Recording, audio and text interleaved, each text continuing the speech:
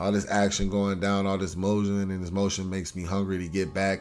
I'm hearing my name being spoken a lot, I'm going to do my thing. I'm going to come back 100%, and I'm going to make them swallow that hard. Pause. Jamahal Hill.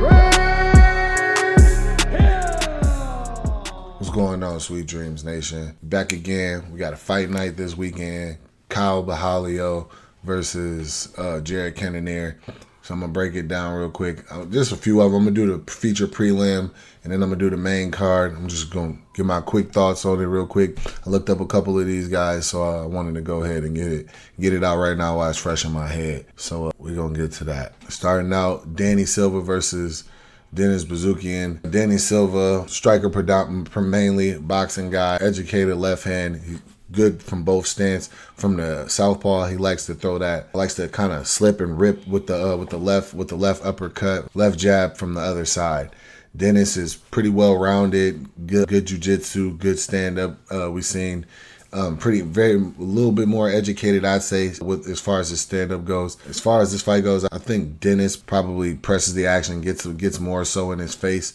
Works on the jab. Danny, while he does have the ability to good eyes to counter and slip and rip, he only slips and rips with one shot. He doesn't counter with combinations. Of Dennis pushing forward, good with the takedown, mixing in strikes as well as with the takedown. I believe just throwing one shot is a recipe to get you taken down if the shot doesn't land. However, he could also, if he's able to draw out that counter initially and counter himself, I believe that would be a good benefit for Dennis. Danny, don't go to the ground. Dennis, be on the front foot, get him going backwards. Next fight, battling on my bros. Edmen Shahbayzan versus Gerald Meerschaert, grappler versus striker.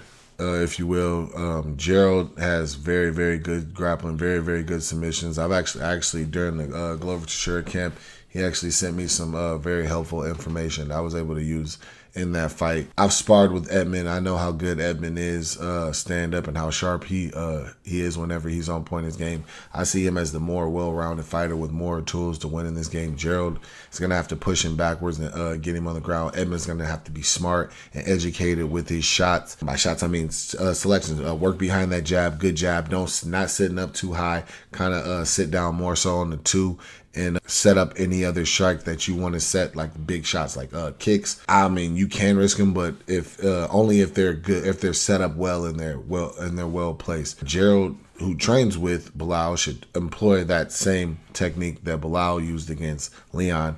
Against Edmen, good short shots, not overextending yourself to get yourself countered, but good feet behind it. Close that range and work your way to the pushing back and work your way to a takedown. Magny versus Michael Morales. Michael Morales, I watched a couple of his fights. He's a striker. He's got a really good jab. He's a little passive. Kind of sits back a little bit, but he has really good striking. Whenever he's really good counters. And whenever he goes. Like he goes after you for the finish, and he is dangerous. He can, like I said, he is a little passive. And against a veteran like Magny, who's like, he just kind of wants to grind you out and push the pace. I think Neil should just be Neil. Do what he does. Come forward. Don't give him any space. Get in his face and make the fight uncomfortable and a lot for him. Because Morales more so likes the point clean fight. He likes more of a clean fight. Magny needs to go in and make it dirty. Morales needs to kind of make it clean, make it more of a clean and good selection on his shots. Kind of like Ian Gary with the leg kicks. Find good shot selections. Don't overexert yourself and just pick your shots. Because Neil has a deficiency when he closes the gap.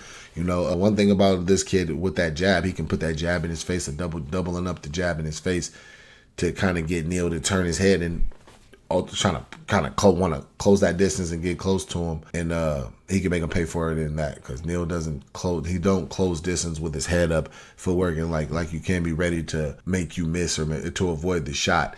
He's try to fall into you, kind of tries to lunge into you, And I think that's where Michael Morales could take the most advantage of that. But for Neil, he needs to push him back and grind him out. Ryan Loder versus Robert Valentin Frey. I don't really know much about these guys. These are both making their debut. One of them's making their debut, I believe. I believe one of them maybe had one fight. Or no, they might be both making their debut. Either way, I went back and watched one of the fights. Ryan's a wrestler. Robert is a taller, lankier kickboxing guy. I've seen a lot of spinning kicks. Ryan, while being a wrestler, does have a pretty good body kick. He has a pretty good body kick, and the strikes that he does throw them well, and they can do some damage. Robert's very, very passive. Very, very passive on the feet. He just kind of sits back and wants to kind of try to throw kicks at you and see if they kind of land. So for Ryan, I believe Ryan should press the action, get him on his back foot, which he does. He fought Leon, which is Edmen Shahbayzan's brother, and he's pretty tall.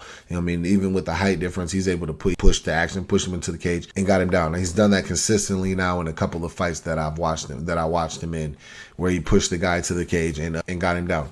He should employ that same strategy in this fight. Robert should chill on the kicks, bro. Chill on the kicks. You're tall.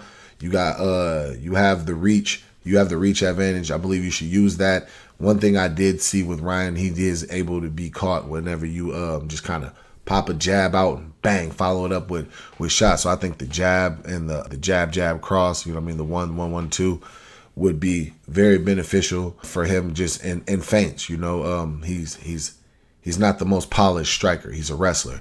You know, so if you're able to feint, get in his face and wow, sell him on something, you can probably get him to duck into a shot, you know. So that's why I see his route to victory. Next fight, Angela Hill versus Tabatha Ricci. Tabatha is I believe she has the athletic advantage. Angela, I believe, has the experience and probably the more technical advantage. Yeah, she definitely has the more technical advantage. Angie should come forward. No wasted movement. No hopping around on that. I think she should come forward, stay with a good tight pocket, and make her fight. Make Tabatha fight in the pocket. As we've seen in her fight, she just kind of wants to jump in, hit you with a shot, and kind of get out of the way. You know, she's springy, she's athletic, she's strong, and she's explosive. So she just kind of wants to use that and kind of try to hit and not be hit. I think Angela should walk her down, put her in the pocket, and land good short, solid shots and make it an in close fight for her. Tabatha needs to try to keep that range and be explosive, you know, but mix in the takedowns. I believe Tabatha is gonna have to mix in boxing, kickboxing, and takedowns in order to try to slow Angie if she fights that way. That I'm saying. If Angie's on the back foot, I believe Tabatha should just kind of pick her shots, be first whenever they come, because she is going to be faster. She is going to be more athletic. Yeah, that's how I see that one. The main event of the evening. This is the main event of the evening. Jared Cannonier versus Caio Borralho. I've sparred Caio. He's fast. His first initial movement is pretty quick, and I believe that's going to be a problem for Jared. That first fast initial movement. That's the one thing about Imavov last fight. Imavov was able to kind of move and be first, you know. And then whenever Jared was starting to catch the timing and starting to slip, he just kind of put a little bit more distance and used that range. Borralho will have that. He has the height. He has the height advantage. He don't have the reach advantage. So that'll be an interesting thing to see. But he does have the speed advantage. The thing is about his speed, the way he uses to hit you hard first. Fast. So I think for Jared, for the most part, it's going to come down to, is he able to take that initial shot and be able to slip and rip and things like that. So that's how Jared Cannonier is going to have to fight. He's going to have to be on the front foot, coming forward at him, slipping and ripping, feints to draw the things out, to draw the speed out, to draw attacks out, to try to mess up his timing. Jared's timing is going to have to be very on point in this fight against Borralho. For Borralho, I think he should keep good range, stay disciplined, be faster, be that faster fighter. Pick your shots, have things ready, be ready for the counter. He's dangerous.